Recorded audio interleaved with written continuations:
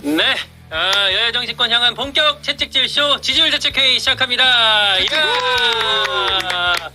아니 추석들 어떻게 지내셨어요? 이거 보면서 솔로한테 추석은 너무나 괴로운 시간입니다.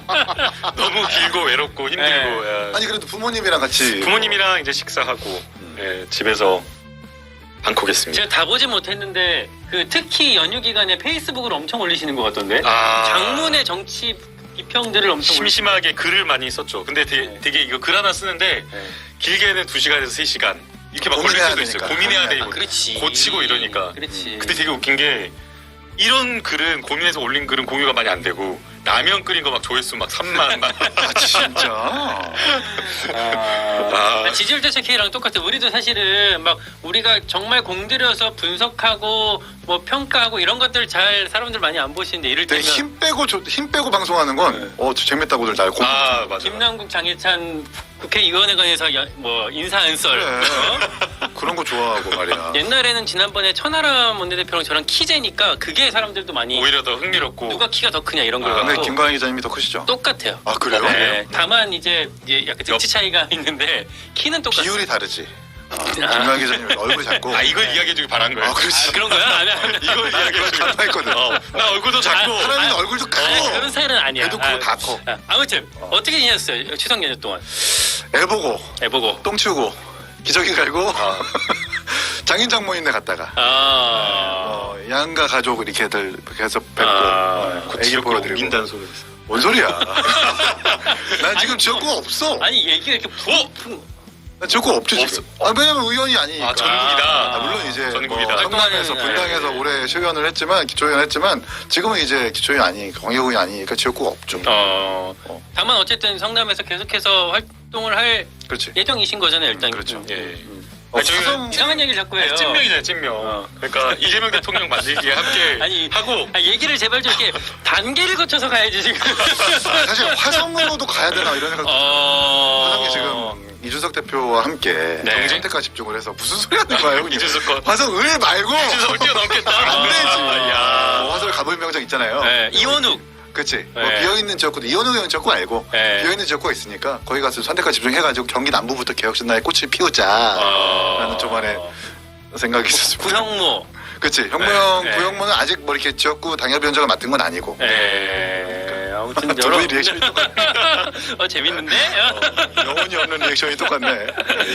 그리고 저희 이번 주부터는 우리 지난주에 스페셜 게스트로 참여했던 게스트가 있었는데 예찬장 장인찬. 반응이 너무 좋았어. 방송 끝나고 제가 나갔는데 우리 스태프들이고 우리 동시 접속하셨던 우리 접속자분들이고 모두가 다 하나같이 이구동성으로 하시는 말씀이 재밌다. 장희찬은 고정 가라. 뭐 하십니까? 그 여론을 저희가 받들어서 아하. 이번 주부터는 장혜찬 전국민의힘 최고위원이 고정으로 합류합니다. 근데 왜 안 왔어요?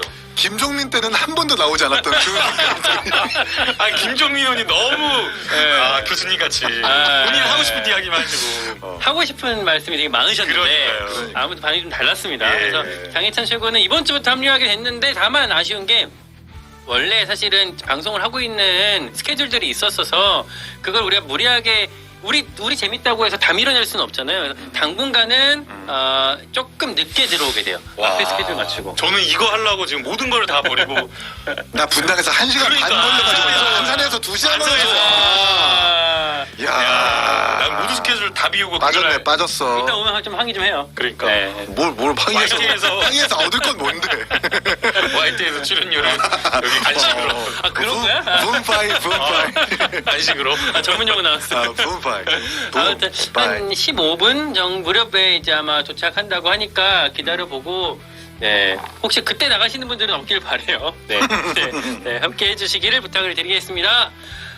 본격적으로 시작을 해볼 텐데 정말 아쉬운 소식이 있어요. 아쉬운 소식. 저는 사실 오늘 한국갤럽의 여론조사를 정말로 기대를 많이 했거든요. 왜냐하면 이게 어떤 변곡점일 수 있기 때문에 만약에 오늘 지지율이 되게 잘 나온다고 한다면 그래도 좀 뭐 국정의 동력을 확보할 수 있는 것들도 있을 수 있고. 마지막 지지율이 사실 20%라서 네. 오르냐?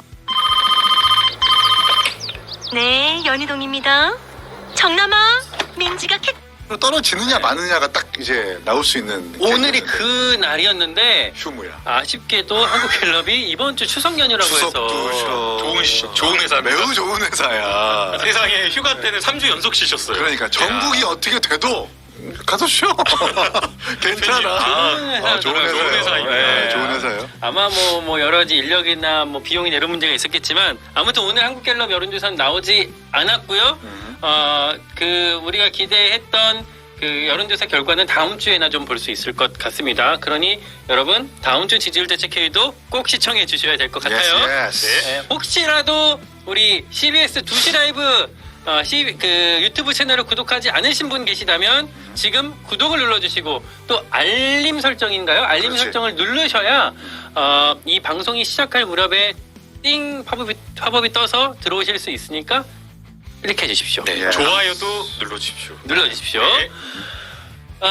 그렇고요. 그럼에도 불구하고 지난주 갤럽에서 20% 그리고 리얼미터도요 27%가 나와서 지금 여론조사들이 결국에는 다 현 정부 출범 이후에 역대 최저치를 보이고 있는 상황이에요. 뭐 거의 국정에 좀 빨간불이 들어왔다 이렇게 볼 수가 있을 것 같고요. 거기에 대한 분석은 뭐 우리 좀 차차 좀 짚어볼게요. 이번 주 안 나왔으니까 바로 토픽 1번 들어가겠습니다. 토픽 1 이렇게 제목을 달았어요. 김건희 공천 개입 7불사 비밀회동. 저는 이런 사찰이 있는지 이번에 처음 알았습니다. 저도 근데 이름이 뭔가 좀 자극적이지 않아요? 7불사. 뭔가 영험한 느낌이에요. 영험한. 영험한 기운이 느껴져. 불탈 것 같고 막 뭔가가 뭐 불이라서 네. 단순하다 진짜. 한자 적은가. 근데 정말로 이 7불사에서 나눴던 그 대화가 지금 이번 주 전국을 정말 뜨겁게 달구고 그러니까 모든 시사 프로그램의 모든 토픽이더만. 그럴 수밖에 없어요. 그러니까. 너무 커요. 진짜. 본격적으로 말씀을 드리기 앞서서 그럼 짧게만 제가 정리를 해드릴게요. 뉴스토마토에서 추가 보도를 냈는데 지금 그 뭐 의혹의 골자는 크게 두 가지입니다. 2022년 재보궐선거가 얘기가 있고 그리고 우리가 그동안 봤었던 2023년 총선 당시 총선 당시에 김건희 여사가 김영선 전 의원 공천에 개입을 했다라는 의혹인데 이 부분은 이제 개혁신당으로 불똥이 튀었어요. 당시 김영선 의원이 이 의혹을 갖고 개혁신당으로 가서 내가 이 기자회견을 하려고 하니 나한테 비례 뭐 좀 달라 뭐 이런 식으로 얘기를 했던 것 같고 개혁신당 안에서 일부 논의가 있었던 것 같아요. 이 부분이 하나.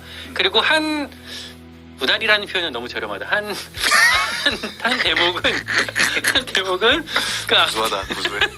앞 단계에서 2022년에 김영선 전 의원이 갑자기 재보선에서 공천받는 과정에서 그때도 김건희 여사와 윤석열 대통령의 개입이 있었던 거 아니냐. 왜냐하면 그 당시 명태균 씨라는 사람이 누군가랑 대화를 하면서 내가 김건희 윤석열 대통령 전화를 했는데 김명선으로 가자 뭐 이런 식으로 말을 했다라는 녹취가 나왔기 때문에 두 대목을 우리가 지켜볼 수밖에 없는 상황이 된 거죠. 맞아요.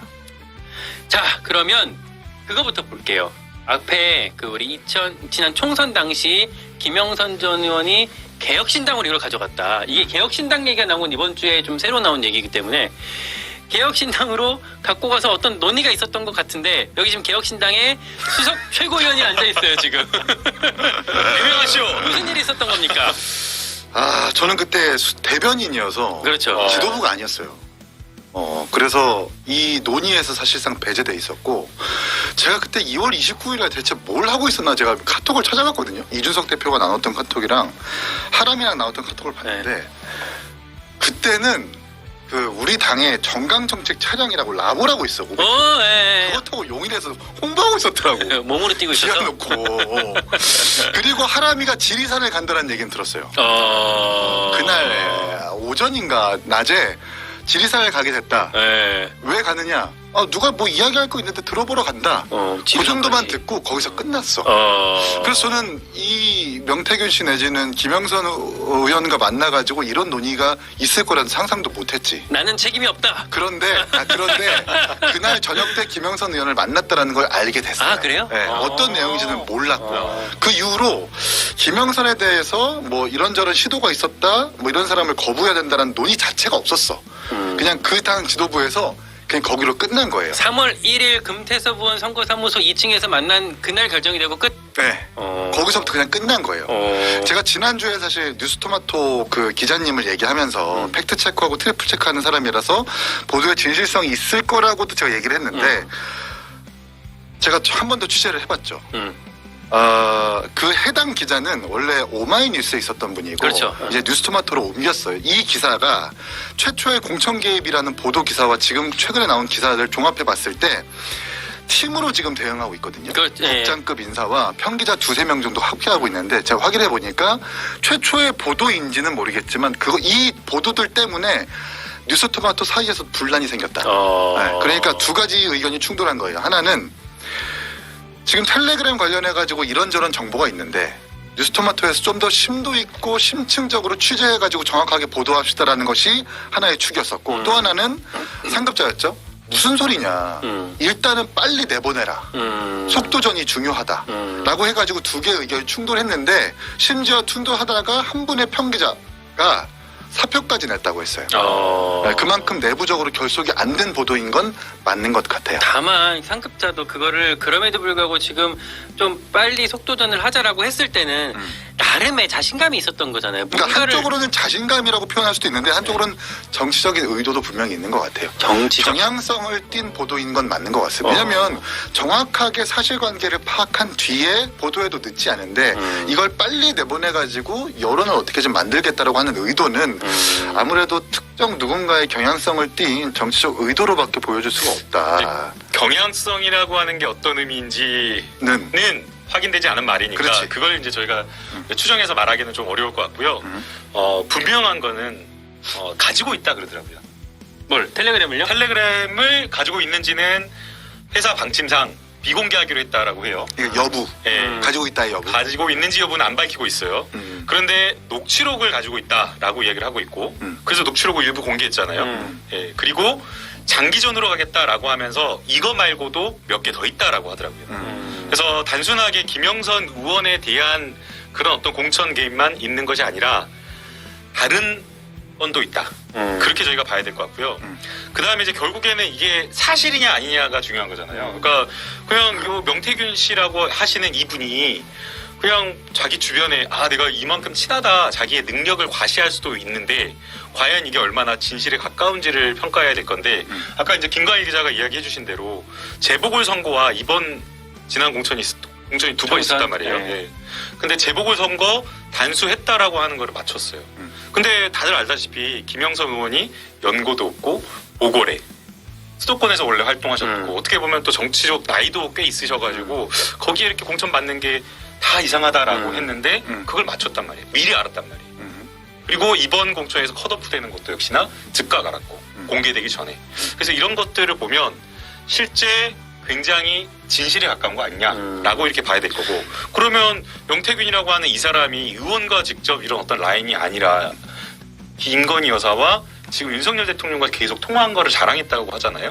이 뭐 디모 씨뿐만 아니라 그래서 그런 것들을 종합해 보면 사실에 굉장히 좀 가까운 것 같다. 그래서 네, 특검하자. 아니 꼭 이런 거 언론에서 움직인다니까. 민주당이 맨날 특검하자 그러잖아. 아니, 이것도 하자 그러니까 그러잖아요 지금. 이거 뭐 김건희 여사를 위한 수사청을 따로 만들어야 될 것 같아요. 그 정도로 계속 하나하나 범죄 약간 혐의가 여사 실드 같은 느낌인데 이거 지금. 큰일 날라. 그거 아니라 여사 실드 친 거는 이준석 대표가 쳤죠. 그러니까 내가 아니야. 이거 딱 사실 보도가 됐을 때 약간 이상하다 그랬잖아요. 왜 이준석 대표가 이거에 대해서 비판적이지 않지? 네. 조언해 준 것처럼 이야기하지라고 생각을 했는데 이유가 있었던 것 같아요. 잠깐 일단 예. 하나씩 가볼게요. 먼저 그러면 가장 궁금한 거. 지금 이번 주에 가장 궁금한 거는 정말 그러면 개혁신당이 이거를 김영선 전 의원한테 들었을 때 뭐 실불사에서 천하람 이준석이 만나고 저 김태섭 의원 사무실에서 만났을 때 논의를 했을 때 정말로 그러면 이거를 1번, 3번을 김영선 전 의원한테 부여를 하는 거를 정말로 심도 깊게 논의를 했던 건지 아니면 듣자마자 바로 뭐랄까 속된 말로 까버린 건지. 일단 아니라 그러겠지. 자, 오늘 방송에서 나오는 건 저의 주관적 영역이자 저의 취재 내용이어서 사실관계가 다를 수 있는데 최선을 다해서 취재했습니다. 그때 당시 이준석은 공천 권한이 아예 없었어요. 그리고 그때 새로운 미래의 김종민과의 결렬을 통해서여도 여러 가지 분파가 함께 만들어진 정당이기 때문에 혼자 아무것도 결정할 수가 없었습니다. 예를 들면 새로운 선택의 뭐 금태섭, 원칙과 상식 조응천, 양양자 함께 사실상 사두 체제의 당이었기 때문에 공천, 당의 운영, 정강 정책 등등등 이준석 대표가 할 수 없는 게 아니라 하지 않으려고 했었어요. 함께 무조건 미주알 고주알 작은 사안이라도 일단 다 모이세요. 이런 사안이 있습니다. 어떻게 생각하세요라고 실시간으로 보고하고 논의하고 결론 짓는 그런 체제였었습니다. 그리고 공천과 관련해서도 이준석 대표가 국민의힘 때도 마찬가지였지만 이 사람의 성정을 아는 사람이라면 알 거예요. 공천을 일부러라도 개입을 안 하는 사람이에요, 이 사람은. 만약에 진짜 국민의힘 때부터 이준석이 공천에 개입했죠. 그럼 난 성남시장이었어. 요즘 흑화했다고 하는 신인규도 송파구청장이었을 거고 유승민도 경기도지사였을 거야. 근데 정말 정평이 나 있는 건 내 사람이라도 공천 개입하지 않겠습니다. 이거예요. 그게 증거가 내 비례대표 6번이야. 아니 정말 공천 권한을 가지고 있다고 믿고 휘두를 거라고 생각을 했다면 사실상 개국공신이라고 하는 김용남, 김철근 같은 사람들 비례대표 신청했지만 컷오프 시켰겠냐고. 그렇죠. 당시에도 지지율 한 자릿수였지만 비당선권이라고 하는 저한테 6번을 줬겠냐고. 제가 증거라니까요. 그래서 그 당시 김영선을 만났었을 때 아마 거절했을 텐데 거절도 있지만 나는 권한이 없어서 아무것도 말할 수 없습니다. 이건 나 혼자 선택할 수 없는 것이고 아예 가능성조차 없는 얘기입니다라고 그냥 이런 지하에 아예 부정하지 않았을까 싶어요. 뉴스토마토에서는 근데 그 당시 7불 사회동에서 이 사람들 간에 그러니까 이준석 의원, 이준석 대표 그리고 A 의원 그리고 명태균 천하람. 아까 말했잖아요. 아 맞다. 천하람 진우가 됐지. 아무튼 이렇게 이준석, 천하람, 명태균, 김영선 네 사람 만났을 때 의견 일치를 봤다라는 식으로 뉴스토마토에서 보도를 했는데 의견 일치가 아니다. 그러니까 저는 지금 이긴 최고위원은 최고위니까 저렇게밖에 말을 못할 거라고 생각을 해요. 근데 지금 드러난 정황을 보면 그렇지 않은 것 같아요. 뭔데? 왜냐하면 새벽에 그 먼 곳 거의 서울에서 한 5시간 걸릴 거예요. 5시간 거리를 선거 총선 앞두고 대표가 40일 전에 내려갔다. 새벽 1시에 도착했다. 그리고 거기에 또 천하람 의원까지 함께 모였다라고 하거든요. 그리고 이제 이준석 당대표는 일정이 있어서 먼저 이제 금태섭 의원님 거기 2층 지역구에 어디 갔다고 하니까 먼저 올라왔는데 나머지는 모여서 이걸 어떻게 할 것이냐 기자회견 논의하고 이랬다는 거거든요. 그래서 그 정황이 하나 있어요. 그다음 두 번째 김영선 의원은 이걸 제보할 테니 대신 대가로 1번을 달라고 했다는 거예요. 근데 그 논의 과정에서 1번이 아니라 3번 또는 5번까지 고려해보면서 논의를 했다라고 이야기를 하고 이준석 대표는 올라왔지만 천하람 의원은 거기 남아가지고 같이 함께 계속 논의했다는 거거든요.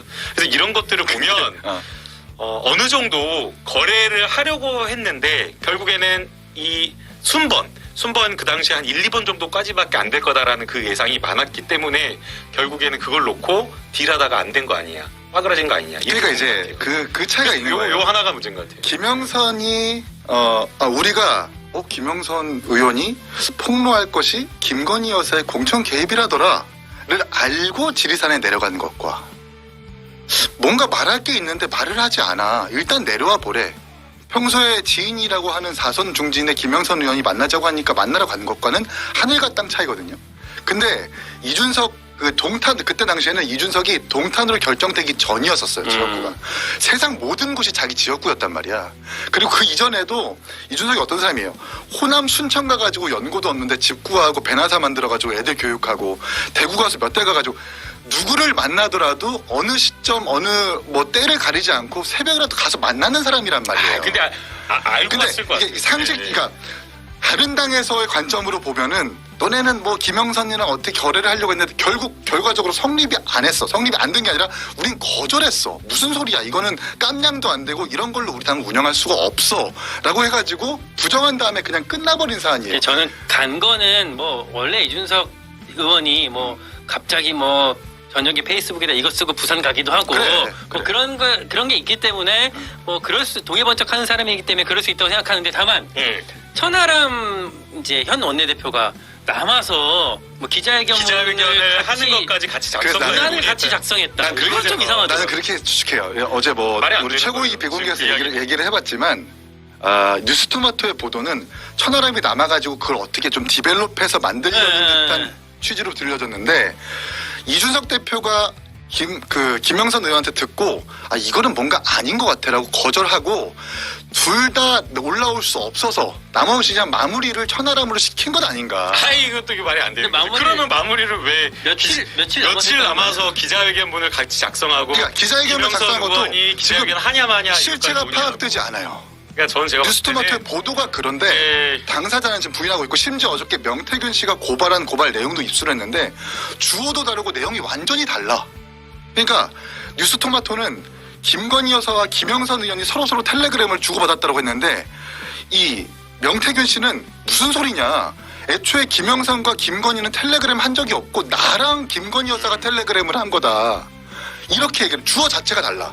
근데 이것도 고발이 아니라 고소야. 그러니까 내용이 다르면 무고로 바로 들어올 수 있어. 방금 명태균이라는 분이 김건희 여사와 내가 텔레그램 한 거다라고 하는 것은 오히려 더 이게 이 내용을 부인하는 게 아니라 오히려 이 내용이 사실에 가깝다라는 것을 입증해 주는 거예요. 그러니까 공천 개입에 그래서 있어서는 저는 이제 지금 이제 개혁신당이 지금 굉장히 곤란할 거라고 봐요. 왜냐하면 어떤 폭로성 정보를 가지고 공천을 딜한다라고 하는 것은 형사법적으로 공직선거법상으로도 문제가 될 수도 있고 그다음에 뭐 공직선거법은 떠나서라도 이게 굉장히 정당의 정치적 어떤 도덕성 이런 부분과 치명적인 어떤 부분이기 때문에 부인할 수밖에 없는 그 사정은 알지만 그러나 지금 보도된 내용으로 봤을 때에는 굉장히 객관적으로 깊이 개입해서 뭔가 거래를 하려고 한 거 아니냐라고 이렇게 생각할 수밖에 없어요. 그래서 저는 이 부분에 대해서 천하람 의원과 이준석 대표가 지금 현직 의원이고 그리고 그 당시에 당시 당대표잖아요.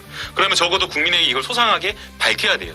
그리고 또 동시에 텔레그램 내용 봤다 그러잖아요. 그럼 텔레그램 내용이 구체적으로 어떤 내용이 있는지 조목조목 내용을 구체적으로 발을 해줘야죠. 근데 네. 개혁신당이 전혀 곤란하지가 않는 게 일단 정치적으로 봤을 때 세상 모든 정국이 3석짜리 의석이지만 개혁신당의 주제로 세상이 돌아가고 있다는 건 굉장히 좀 좋은 일인 것 같아요. 일단 첫 번째인 것 같고. 일단 뉴스가 되고 있어 개혁신당이. 개혁신당 주제가 아니라 이기인 중심으로. 잠깐만요. 네. 제 두 가지. 한 가지 저는 이 대목에서 천하람 의원의 얘기를 좀 들어보고 싶어서 불렀어. 아니요 안 전화 연결. 전화 연결이라도 하고 싶은 마음인데 될까 모르겠네. 한번 물어봐 줄 수 있어요? 천하람 원내대표 전화 연결 가능할지 본인한테 한번 확인 밖에서 한번 해주시고 또 하나 우리 지금 이 대화에서 잠깐 우리 어떻게 보면 개혁신당한테 맹폭을 하고 있는데 이 맹폭에 누구보다도 선두에 서서 해줄 수 있는 사람이 도착을 했습니다. 예찬? 네. 예스. 자 들어오시죠. 뭐 음악 이렇게 BGM 깔아줘야 되는 거 아니야?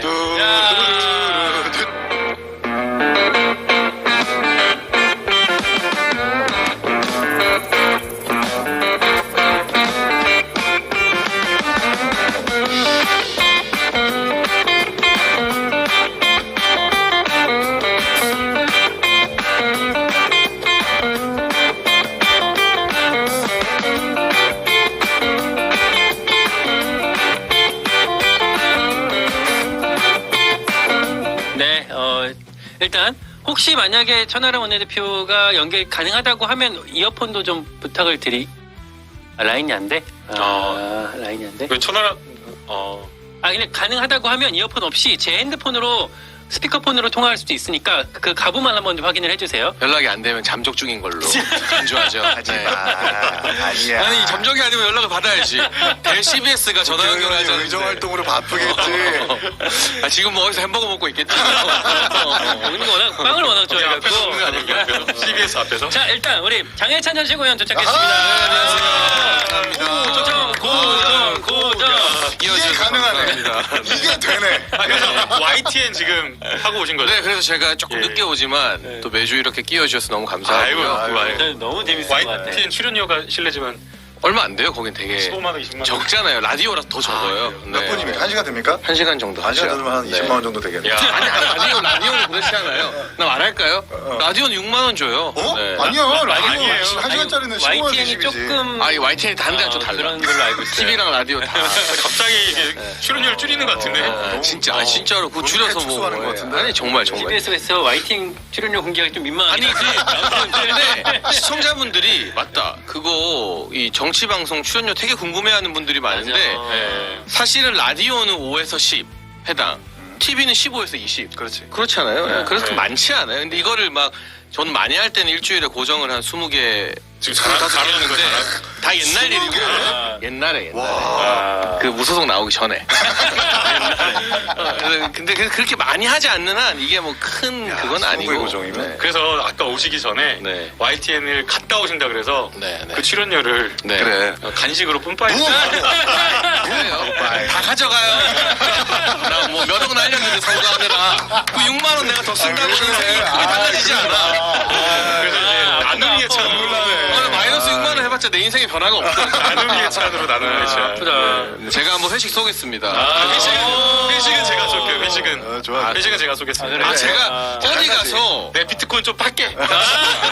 아니, 나도 어디 가서 돈 쓰는 걸로 안 밀리는데 아, 그렇지. 우리 남구 형님 앞에서는 좀 이게 아, 위축된다. 절대 안 되지. 99억. 그러니까. 없다고 도대체 없다고. 제발 없다고. 기사 제목이 99억인데. 그러니까 내가 회식은 제가 이 지지율 대책위 회식을 한번 쏘겠습니다. 아무튼 우리 하던 말 계속 좀 아, 이어가면 예, 네.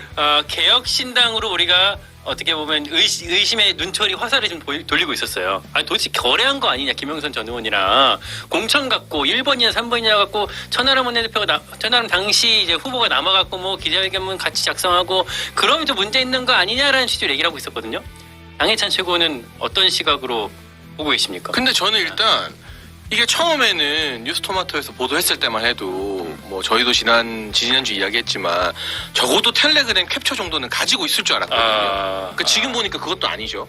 그러면 여기에 실명으로 등장하는 두 명이 바로 이준석 의원, 왜냐하면 김영선 전 의원 만나서 봤으니까 칠불사에서, 또 다른 한쪽은 그 명태균이라는 이 캡처를 가지고 있다는 사람입니다. 그럼 둘 중에 한 명 정도는 뉴스토마토에서 확실한 취재원으로 확보하고 이걸 터뜨려야 되는데 물증도 없고 실명의 제보자 두 명도 뉴스토마토 보도와는 다른 이야기를 하고 있어요. 그러면 적어도 김건희 여사 공천 개입은 이렇게 터뜨리기에는 근거가 너무 빈약했던 것이고, 이게 안 되니까 화제를 억지로 이어가려고 이번에는 화살을 개혁신당에게 돌리는데, 아니 제가 이준석 의원과 얼마나 악연인지는 이 지지율 대책에 보시는 분들은 웬만하면 대충 다 아시겠지. 알 텐데, 아니 여기서 왜 이준석 개혁신당 이게 막 나오는 거야? 난 이해가 잘 안 돼. 진짜 아니 이해가 잘 안 돼. 아니 그러니까 재밌다. 지난번에는 제가 그랬잖아요. 이 사안이 처음에 보도가 됐을 때 이준석 대표가 이상하다 발언이. 근데 처음에 기억나죠? 되게 웃긴다. 이야기했잖아요. 그 이상하다. 왜 이준석 대표가 여기에 대해서 신랄하게 비판하지 않고 가능성이나 여러 가지 의혹에 대한 것들을 이야기하지 않고 바로 차단하더라고요. 근데 저는 근데 말씀하세요. 그래서 저는 이게 이상하다라고 생각을 했는데, 하나는 개혁신당이 김영선 의원과 이런 여러 가지 거래했었던 것 아니냐라는 의혹을 하나 받고 있기 때문인 것 같고, 또 하나가 있어요. 아까 김가희 가자가 이야기했는데 두 갈래라 그랬잖아요. 하나는 과거에 보궐선거에서 김영선 의원이 단수공천 받았을 때, 전략 받았을 때, 그때 이준석 대표가 당대표였어요. 그때 그럼 이준석 당대표가 본인 당대표일 때 본인이 공천 줬는데 이 과정을 몰랐을까? 근데 모르고 이것도 준다? 이게 말이 안 되는 거죠. 처음에는 24년 공천 가지고 이야기하다가 물증이 안 나오고 후속타가 안 터지니까 22년까지 거슬러 가는 거잖아요. 근데 지금 아니다, 이거는 허무맹랑하다고 말하는 사람들은 다 얼굴 이름 까고 이야기하고 있어요. 윤상현, 이준석, 뭐 김영선, 하다못해 명태균이란 분도 자기 이름 밝히고 막 고소하고. 근데 그냥 여의도에는 온갖 카더라나 소문과 썰들이 다 돌잖아요. 근데 반대편에서는 물증이나 실명으로 누가 제보하는 게 아니라 다 익명의 소문들로 뜬구름 잡는 이야기를 하거나, 아니면 이준석이 밝혀라, 천하람이 밝혀라. 물론 이준석 의원이 칠불사에서 이 캡처를 봤는데 그게 진짜 스모킹건이면 뭔가 후속 플레이를 더 했을 수도 있죠. 저는 공작의 의도는 있었을 수 있다고 봅니다. 왜냐하면 대통령과 여당 공격하는 거면 그 당시 개혁신당 입장에서는 좋은 소스가 될 수 있으니까. 근데 중요한 건 그 텔레그램 자체가 별게 아니었고, 그래서 이거는 이제 성사가 안 된 공작인 거죠. 그런데 다들 넘겨짚으면서 증거가 있는 것도 아닌데 이준석이 뭔가 음모가 있는 거 아니냐, 너네 뭐 하려다가 안 된 거 아니냐. 근데 저도 만약 이준석 의원을 날카롭게 공격할 수 있는 근거가 있으면 제가 앞장서서 페이스북 쓰고 공격하고 막 뭐 소통관 빌려서 기자회견 하겠죠. 근데 이 건으로 넘겨짚어서 너는 그런 음모가 있었을 거니까 솔직하게 말해라고 하는 건 그러니까 논리적으로 그냥 좀 이준석 편이고 아니고를 떠나서 이해가 안 돼요. 그러려면 최소한의 근거는 가지고 와야 되는 거예요. 아니 그러니까 이게 근거가 다 나왔는데 그러니까 지금 그래요. 상황이 좀 이상해지는 게 네. 처음에는 김건희 여사의 공천 개입으로 마구 논란이 됐다가 이제는 화살이 개혁신당으로 돌아오는데 이게 김영선 의원의 공천 거래의 이슈와 김건희 여사의 공천 개입 이슈를 함께 버무려가지고 여기다가 반대측 지지자들이 뭐라고 얘기하냐면 이준석 너는 공천 개입을 알고 있었을 거야. 묵인했을 거야.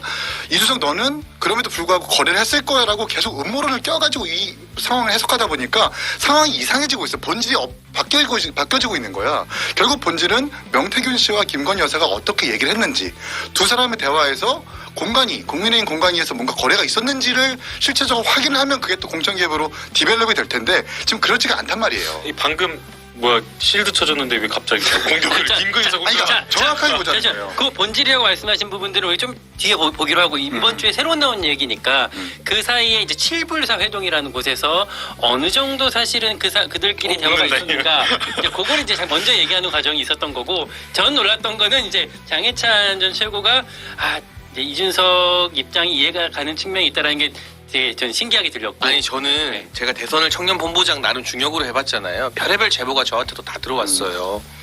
심지어 윤 대통령과 이준석 당대표가 사이 안 좋을 때 이준석 대표 공격하는 제보도 저한테 막 들어왔었어요. 근데 팩트 체크해보고 아니면은 드랍시키거든요. 그리고 이재명 대표 아들 건도 막 대선 때 많이 터졌잖아요.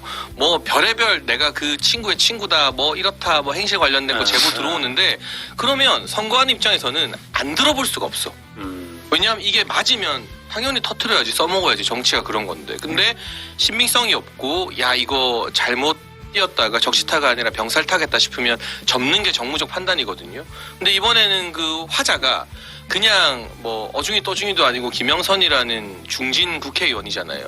그러면 당연히 선거하는 입장에서 저는 가서 보는 거는 할 수 있는 일이라고 생각합니다. 근데 그 화자가 거래하고자 했던 매물이 텔레그램인데 그게 정말 핵심적인 스모킹건이었으면 이준석 의원이 빠르게 썼겠죠. 총선 때 기사를 통해서라도 흘리거나 거래를 안 하더라도. 그런데 어찌되었건 이준석 의원이 선한 사람이라서 나는 이런 공작을 안 해라서 그걸 안 받은 게 아니라 이 매물 자체가 허위 매물이었던 거예요. 그러니까 이 블러핑에 비해서 별게 없는. 그러면 당연히 안 쓰는 게 맞고 실제로 비례를 주니마니 하는 것도 그냥 이 정도 건인데 아니다 하고 논의가 됐으면 여기서 이게 완전 허위 매물이고 끝난 그러니까 이야기가 되는 여기서 또 거죠. 예언을 하면 이것만이 아니래요. 이것만이 아니래요. 김건희 여사가 개입한 게. 이제 그건 이제 그래서 후속 보도가 나온다고 하기 때문에 아마 이 말하는 게 장희찬 최고한테는 또 곤란해질 수가 있어요. 근데 예. 이런 이야기를 2주 전에도 들었어요. 평론가들이 나와서 다음 주에 엄청난 게 터진다. 뭐가 나온다. 우리 다 CBS에서 우리 방송하고 여기 기자분들이랑 사담 후토크 할 때도 뉴토가 텔레 갖고 있다. 그거 깔 거다 했는데 알고 보니까 텔레그램도 없고 그래서 어떤 것들이 후속 보도가 이어질지 모르지만 근데 그러니까 저는 김건희 여사가 그때 공천에 개입할 일단 파워가 없었고 아니 사과하겠다는 문자 5번이나 일십당하는데 비대위원장한테 무슨 파워가 있어서 이걸 하겠습니까? 허들에 걸렸다. 명태균 씨가 애초에 그런 시도 자체가 없었다. 김건희 여사가 나는 그럴 권한이 없다라고 선거했다고 명태균 씨가 말하잖아요. 그러니까 이 사람이 자기 인생 걸고 말하는 건데 반대되는 이야기를 하려면 근거를 명확히 좀 들고 제시를 해야죠. 이게 제고 이준석 대표가 이 이슈와 관련해서 김건희 여사가 공천 개입을 했다라고 이야기하면 자기한테 뭐가 이득이 되죠? 그러니까 굳이 김건희 여사를 쉴드칠 이유가 뭐가 있어요? 김영선 의원과 공천 거래를 통해 가지고 김건희 여사에 대해서 이런 개입이 있었고 난 이걸 비판하게 그러니까 폭로하겠다라고 했을 때 우리한테 이득이 뭐지? 그래서 의아한 건데 거기에 저는 추정을 두 가지 해볼 수 있어요. 하나는 2022년 보궐 때 그때의 김건희 여사가 개입한 거를 본인도 알았거나 이준석 부인했거나. 대표가? 예, 이준석 대표가 그 당시 당 대표 시절이잖아요. 그래서 그게 하나가 있는 거고요. 그다음에 두 번째는 본인 수사와 관련되어서 그런 것들이 있는 거 아니냐. 그 두 가지 추정을 해볼 수가 있을 이제 것 이게 같아요. 보니까 네. 유튜브를 찾아보니까 유튜브의 세계관에서 이준석 대표의 성상납 무혐의가 이 텔레그램과 맞교환해가지고 이루어진 말도 안 되는 소리들을 아니, 하고 있는데 추정은 이거 여기에서 우리가 논리적으로 얘기하는 순간 그건 논리하지 않아. 그러니까 말을 알아들을 자신이 없는다. 이게 자신이 없어. 제가 이거는 진짜 막연히 추정이고 추측이에요. 그런데 되게 진짜 정치인들이 공소시효가 다 걸려 있어가지고 공직선거법상 공소시효가 걸려 있어서 의원들이 말을 못 하고 있어요. 실제 되게 다 그래요. 실제 그렇거든요. 날라갈까봐, 재판받을까봐, 기소당할까봐. 그래서 그런 부분에 되게 조심하고 있어서 제가 말씀드린 대로 추측이다. 근데 그래서 전 두 가지를 이게 추측하고 아닌데 추측 중에 하나는 제가 이제 반론을 펼칠 수 있는 게 내가 왜 살다 이준석 해명을 해줘야 되는지 모르겠지만 이게 너무 웃겨. 나는 여전히 악연이고 명확하게 공격할 건덕지가 나오면 공격할 거예요. 근데 합리적으로. 이게 저도 공격수 역할 많이 해봤지만 적시타를 쳐야지 헛스윙하면 안 되는 거거든요. 그래서 제가 이건 아닌 건 아니다. 특히 여기에 영부인을 끌어들여서 특검 가는 거는 완전 병살타다라고 말씀드리는 거고 2024년이 안 되니까 22년 때 이준석 의원이 당대표 할 때 뭔가 있었을 것이다라고 하잖아요. 제가 그때 나름 또 여권에 그때는 모든 걸 잃기 전이니까 핵심 관계자 아니었겠습니까? 맨날 핵심 관계자야. 근데 그 당시 이준석 대표는 누구를 넣고 말고에는 관심이 별로 없었어요. 그 PPAT 한다고 맞아. 소위 말하는 친윤들이랑 그게 단순 친윤들이 싸우고 아니라 맞아. 현실에서는 그게 아니라 정말 지역에서 봉사하고 당협 고생한 분들 공천 챙겨줘야 된다 이런 현실론과 PPAT 이상론과 싸우느라고 제가 봤을 때 당대표가 됐으면 아니 자기 사람을 챙기는 게 저는 좋은 정치인이라고 보거든요. 근데 그런 거 중요한 정작 그 싸움은 별로 안 하고 나 6번 받았어. PPAT 가지고 싸우느라 지지고 볶았지. 여러분 지금 뭐 공천 개입하고 할 그런 여러분 그리고- 화면에 안 보여서 그러는데 제가 화면을 이야기해주면요 지금 장해찬 최고가 얘기할 때는 옆에서 이기인 최고가 흐뭇하게 웃고 있고 결정적으로- 이기인 최고가 이야기할 때는 장해 최고가 그러니까 흐뭇하게 웃고 자기 사람 안 챙기잖아. 둘이 말 맞춰가지고 왔어. 나도 지금 예찬 씨랑 이러고 있는 게 나도 지금 이해가 안 되는 게 서로 아주 봐봐 흐뭇하게. 그때당에 보선이 창원을장뿐만 아니라 분당갑도 있었어요. 분당갑도 나갔지, 누가 나갔어? 안철수. 나갔단 어. 말이야. 근데 안철수는 정말 이준석 대표가 앙숙이잖아요. 그렇지. 심지어 안철수 대표를 단수공천했어. 경선을 시키지도 않고 경쟁을 시키고 단수공천했단 말이야. 이준석 대표의 사감상 단수공천 하고 싶었을까? 저는 이준석을 칭찬하는 게 아니라 그런 쓸데없는 싸움 말고 자기 사람 챙겨서 세력 만드는 게 저는 좋은 정치라고 생각하거든요. 그게 구태가 아니라. 근데 어쨌든 그걸 안 하고 그때 PPAT라는 그거 해봤자 별 변별력도 없었어. 그리고 그래서 그걸로 지지고 복구했기 때문에 창원 공천에 뭐 이걸 가지고 뭐 이렇게 저는 뭐 이게- 이럴 그 아니, 기세가 아니었어요. 잠깐만요. 이거는 너무 지나치게 완전 이준석 최고가 그러니까 의혹이 아예 없다라고 이제 그냥 차단해버리는 건데 그 말이 안 돼요. 왜냐면 의혹이 있으면 내가 터트리고 기자회견하지. 그 나랑 사이 제일 안 아니 좋은데. 없어도 작년에 터트렸잖아 아무것도 없을 때도. 아니 그러니까 이준석 대표도 이게 공천이라고 당 대표가 그러니까 공천을 전체 진짜 총선이다 그러면 하나하나 모든 지역구를 다 디테일하게 챙기기는 어려워요. 논란이 있는 지역구는 아마 굉장히 뭐 경선이 있거나 논란이 있거나 뭔가 이런 데는 다 당대표가 챙겨요. 근데 여기는 재보궐선거예요. 재보궐선거는 그냥 전략이었어요. 아니 무슨 소리야? 전략이었어, 전략. 선출직 당대표는 공관위에 위임하고 아유, 당대표가 공천에 관여할 수 없어요. 아니, 또 왜 이렇게 국민을 기만해요? 다 아는데. 안 돼. 공간이가 있고 하지만 당대표가 안 다 되고 여러 가지 그러니까. 공간이 논의나 이런 거를 거기 공간위원장을 통해서 당대표가 보고받아요. 그게 이제 근데 그거를 각자의- 마치 아닌 것처럼 위임해가지고 당대표가 관여 안 하고 모른 것처럼 아니, 말이 안 각자의 되지. 진영의 논리상으로는 아이, 이게 말이 그거는- 안 통하는 건데 내가 아까 얘기했잖아. 그때 이준석 세상이 대표가 다- 지방선거에서 공천권을 휘두를 거였다면 유승민 의원 경기도지사였다니까. 그게 아니라니까. 그리고 이계인도 컷오프된 성남시장이었었어요. 이 사람은 자, 이런 내가 거에 알기로- 관심이 자, 없어. 나는 진짜 자, 내가 한 가지만 객관적 증거를 여기까지만 듣고, 말씀드리면 예. 저는 진짜 깊이 아는 편인데 이준석 대표가 관심을 가졌던 기초단체장은 몇 개 있었습니다. 그러니까 뭐 누구를 넣냐 마냐 이런 걸 떠나서 강남구청장 문제 가지고 그 당시 지도부에서 문제가 이슈가 좀 있었고 사퇴요정. 포항시장 가지고 또 문제가 좀 있었어요. 그러니까 강남구청장이랑 포항시장 건에 대해서는 이준석 의원이 그 당시 대표로서 자기 의견을 세게 냈어요. 나는 이 구체적 지역구에 딱딱 집어서. 근데 그 외에 뭐 누구를 넣냐 마냐보다는 그 제가 봤을 때 별 실효성 없는 PPAT로 지지고 볶는 자, 정치가 이것도 틀렸어요. 이것도 요거 하나만 짚고 넘어갈게요. 이것도 뭐가 틀렸냐면 징계로 인해서 쫓겨났을 때가 7월이었어요. 7월경.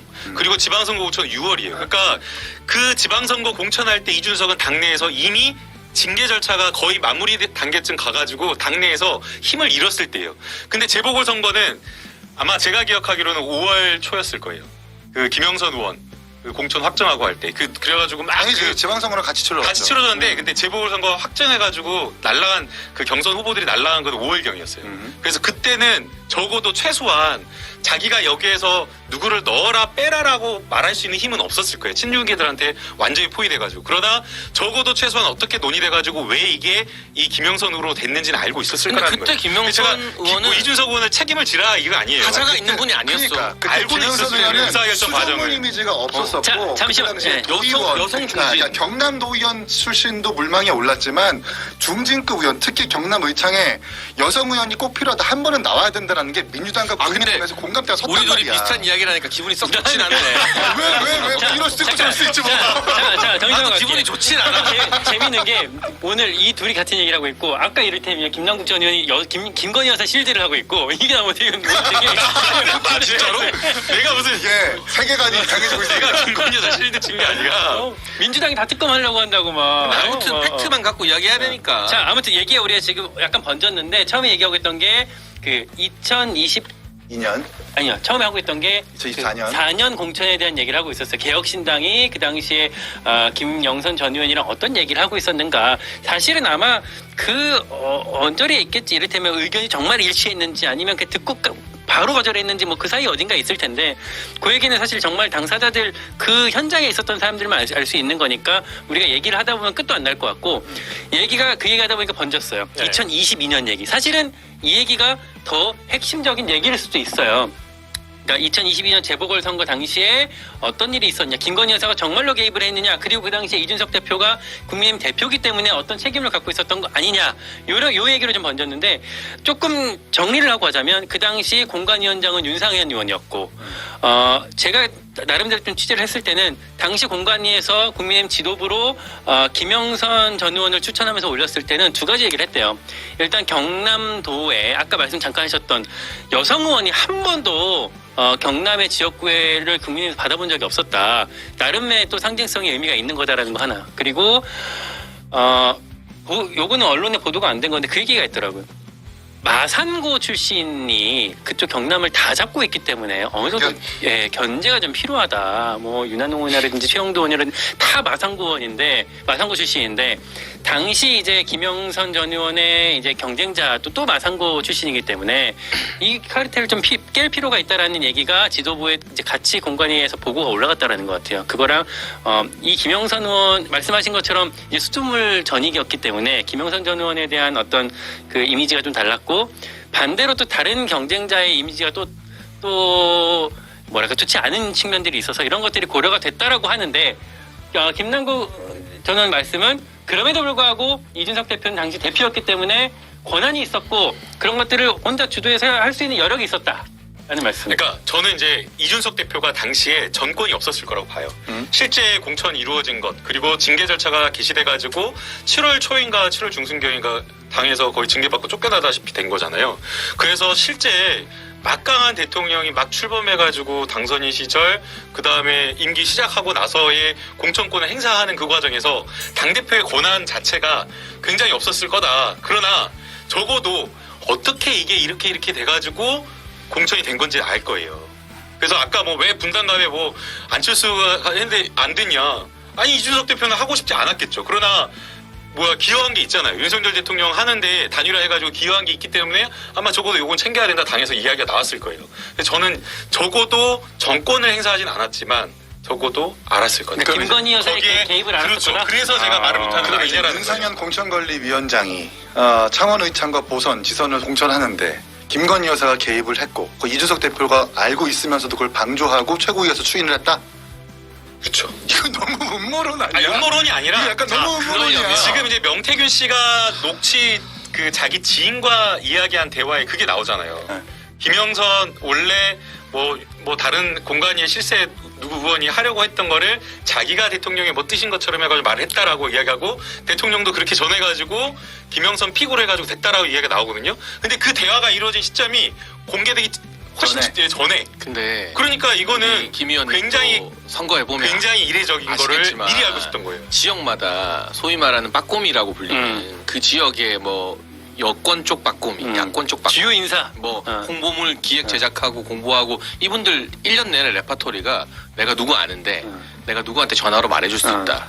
너 나랑 같이 하면 공천받게 해준다. 이런 분들이 팔도에 질비합니다. 근데 사실은 명태균 씨도 그런 분들 중에서 나름 실력을 인정받은 인물이었던 것 같고 그런 분들이 주위 사람들한테 소위 말하는 허장성세 내가 누구랑 이야기했고 누구랑 뭐 했고 한 것들을 지금 녹취한 거잖아요. 이 명태균 씨가 뭐 주요 인사와 녹취한 게 공개된 게 아니라 이런 걸 가지고 증거로 삼으면 제가 밖에 나가서 그냥 여의도 그 민주당 당사나 국힘 당사 근처에 가면 대낮부터 낮수라는 여의도 건달 아저씨들 많거든요. 파스쿠치 가면 많아. 사람들이 야 내가 파스쿠치 이재명 진짜 많아. 대표한테 뭐 이렇게 했다. 내가 뭐 한동훈 대표랑 뭐 했다. 이거 녹취해가지고 이거 증거다 하면 밑도 끝도 없이 단언하고 이거는. 잠깐만 그 전에 얘기가 나왔으니까 음모론이 아니라 이 명태균 씨가 이제 얘기했던 그 녹취를 뭐 잘 못 들으신 분도 계실 테니까 그거 한번 듣고 김남국 전 의원 말씀 좀 이어가 볼게요. 굳이 그걸 들어야 되나요?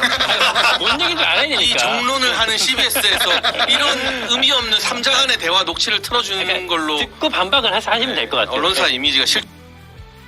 이렇게 되면 네, 네, 지금 빨리 뛰어가야 되거든. 예. 그래요, 고생했어요. 예, 뭐 그건 무슨 뜻인지 알겠죠? 네, 예, 예. 예, 아침에다 버리시겠다. 그러니까 고생했어요. 예, 고생할 정도가 아니에요. 대통령 이름 팔아가고 네. 예? 그 공간이 압박을 넣어가고 내가 가만히 있을 놈이랑 언제 올라갑니까? 그래 이따가 얘기하고 또 직접 치면 가가지고 네, 예, 잠깐. 여보세요? 끝났어. 알겠어요? 네. 그 대통령 뜻이라고 해갖고 네네네. 내가 대통령 전화한 거 아나? 내가 가만히 있을 놈이 아니잖아. 참하고 네네. 네. 전화해갖고 네. 대통령 나는 김영수가 했는데 이러대.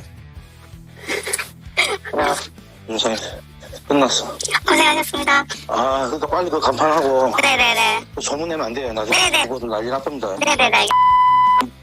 조심하라고. 네네네. 네, 우리끼리만 그거 하고 알겠습니다. 아침에 발표할 거예요. 네네. 알겠습니다. 그래서 아마 점심 때 발표하겠지. 그 행사가 있기 때문에. 네네네. 보거나. 네, 알겠습니다. 네, 알겠습니다. 잠시만. 짧게 정리해드리면 이 명태균 씨가 누군가랑 자기 아는 지인이랑 얘기를 하면서 이제 보니까 지금 우리 김영선 전 의원 동천 받아야 되는데 저쪽 윤핵관 누군가가 작업을 치고 있는 것 같고 근데 내가 대통령 부부한테 전화를 해서 나 얘기를 했어. 그러니까 우리 김영선 전 의원이 공천을 받을 거다라는 취지로 말을 하고 있는 거고 한 가지 그 방금 화면에 2024년이라고 체크가 나와 있는데 뉴스 토마토에서 제작한 이제 화면이었죠. 오타예요. 2022년 재보선 당시를 얘기하고 있는 겁니다. 그래서 아까 이제 장해찬 최고가 그 여의도 바닥에 막 하다를 하고 하면서 자기의 어떤 실력과 이런 거를 과잉으로 이렇게 자랑하는 사람이 있다. 허장성세한 사람이 있다라고 말씀하셨는데 이건 좀 달라요. 그런 사람들은 대개는 다 시중에 알려진 정보, 공개된 정보를 가지고 부정확하거나 확인이 안 되거나 아니면 이미 알려진 걸 가지고 마치 내가 한 것처럼 떠드는 사람들이에요. 근데 지금 이 녹취는 방금 나오잖아요. 2022년 5월 9일이에요. 발표되기 전날 저걸 이야기한 거예요. 발표되기 전에. 공간에 논의에 들어간 사람 아주 소수 전략 공간이나 이런 데 소수 논의 테이블에 있는 사람들조차도 보고라인 아니면 사실은 최고위원도 몰라요. 공천은 그렇거든요. 근데 저거를 미리 알아가지고 통화하면서 인테리어 해라, 간판 해라, 돈 써도 된다라고 말해주고 있는 거예요. 그렇기 때문에 이게 굉장히 신빙성이 높다라고 보는 거고요. 근데 이게 한 번 통과가 아니에요. 또 이번 총선에도 컷오프 되기 전에 컷오프 되기 발표되기 바로 직전에 또 미리 알아가지고 발표도 안 했는데 그 내부 회의 아주 은밀한 거를 다 알아가지고 야 이거 컷오프 되니까 빨리 지역구 올려가지고 옮겨가지고 빨리 뭐 하는 것처럼 해라. 그럼 기회라도 만들 수 있다. 이렇게 된 거예요. 그냥 말했는데 맞춘 게 아니죠. 쓸 수 있는 거 아니에요? 아니죠. 정말 죄송한데. 정확하게 지금 이야기를 하잖아요. 앞에서 보는 남구경 표정이 좀 너무 신나가지고 아니야 안 신났어. 안 신났어. 자중 좀 안에 부탁드립니다. 물구경인데 네, 물구경 좀 안 부탁드립니다. 신났어. 네. 그래서 총평을 하자면 네. 그러니까 이게 뉴스토마토 첫 타석에서 삼진당하니까 이걸 끌고 가려고 이렇게까지 이게 번지고 뭐 이준석 개혁신당 이렇게 번질 문제인가 하는 게 좀 이해가 잘 안 되고 논리적으로 지역 가보면 아무것도 없는데 모든 그날 후보 캠프들이 다 우리 전략 공천 받았다. 아니면 우리 가점이고 저기 감점이다. 다 떠들고 다녀요.